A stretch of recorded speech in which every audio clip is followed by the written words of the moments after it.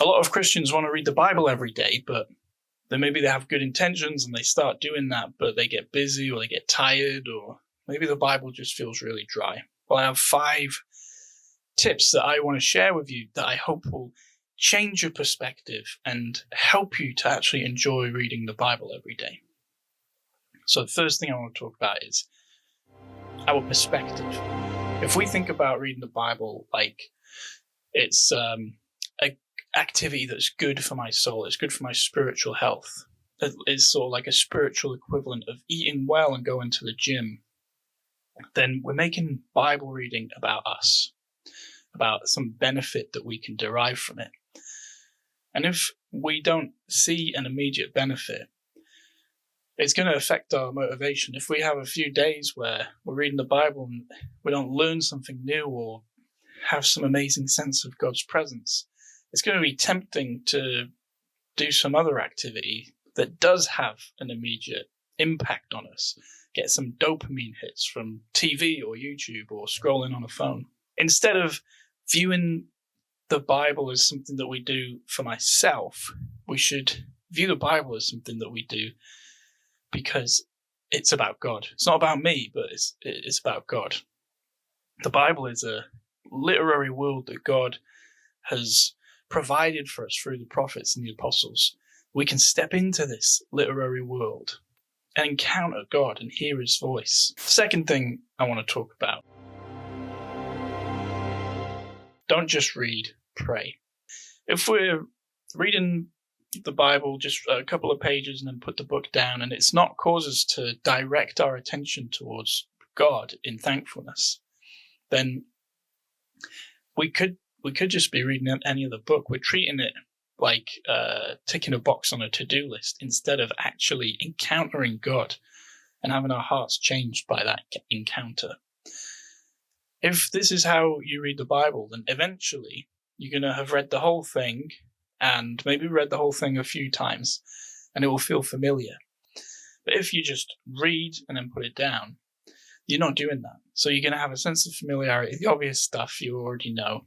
And at this point, it's going to be tempting to read something else, maybe something spiritual like the Apocrypha or the Church Fathers or the Reformers or the Puritans. Instead, when you read the Bible, before you put it down, ask yourself, how does this make me thankful for Jesus? And then express that thankfulness to God. Then if you do read other spiritual writings like the Fathers or Reformers, then you have learned how to read prayerfully, and you will benefit a lot more from reading them then. Number 3, reading context. Context is very important. Don't just treat the Bible like a magic 8-ball. I used to do this a lot when I was a kid. I would have a question, usually about my personal life. I'd open the Bible to a random page, and I would read a verse and expect it to give me an answer. A lot of the time what I read made no sense. It was a nonsensical answer to my question. Sometimes it did make sense, but it was bad advice, it was a bad answer to my question.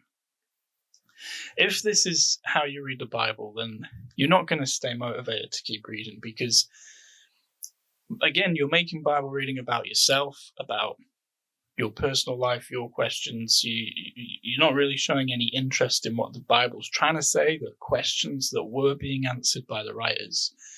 It's just ripping verses out of context and trying to force them to answer my questions and my struggles. Instead of treating the Bible like a magic 8-ball, we should try to understand the context of the verses that we're reading. Don't just read random verses out of context, but read books of the Bible, like Matthew, from start to finish. Try and understand the context of what you're reading, and then it will make more sense, and you'll be able to apply it to your life much better. Number 4, accept that confusion is part of the journey. If you were visiting a foreign country, you would not expect to be an expert in the local culture and language. You would go as a visitor and expect to have a lot to learn. You'd be immersing yourself in something foreign to you. And this is really what we're doing when we read the Bible. When we read the Bible, we're having a cross-cultural experience. It's written in different languages and in different cultures.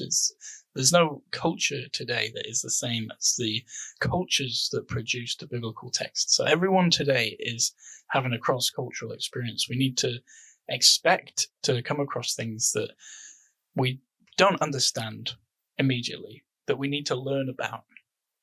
If you pressure yourself when you read the Bible to have answers to all the questions, to perfectly understand what you're reading, then you might feel defeated when you start reading the Bible, or when you read part that's difficult, like Leviticus or Jeremiah or Ezekiel. Instead of expecting to be able to interpret everything you read perfectly, accept that you're going to have questions, and you might not get answers to those questions straight away. View yourself as being on a journey, exploring the Bible. Every time you read, you're building familiarity with this literature and with this culture. Every time you have a question and you find an answer, you're building knowledge of the context that will stay with you, that you can bring in the future. But don't expect to be at the end of the journey when you're at the beginning. Reading the Bible is something that people can devote their lifetime to, and they still have questions and they're still learning. So accept that questions are part of the journey. This leads us to the fifth thing. You don't need to do this on your own. If you visited a foreign country, you would probably appreciate a tour guide or a translator that could help you learn about the local culture. There are so many people who would be excited to be a tour guide for you. There are people who meet every week to discuss the Bible, to read and discuss the Bible together. And there are people who have devoted their lives to studying biblical books and written commentaries about them that you could read that could help you understand what you're reading. The Bible is really written to be read in communities, to be discussed by families and by gatherings of believers, to be recited together and remembered and reflected on. It's great that we can read the Bible on our own because we have the printing press, but we should also be reading the Bible in community. This can help not just with understanding, but also with motivation long term. There's a reason that someone who's got a gym buddy is more likely to stick with the gym than someone who doesn't. When we share our passions and interests with people, it builds motivation. It actually builds that passion. You find someone else who cares about what you care about and you talk about it. You inspire each other. Don't leave this video thinking, I need to try harder. Leave this video thinking, I want to meet with God. Start small. Pick a book and work your way through it. Pray as you read. Read in context. Accept that you're on a journey and don't go on that journey on your own. You're not trying to master the Bible. You just need to try and meet with God, a God who is so committed to meeting with you that he sent his son to incarnate and die so that you could be reconciled to the Father.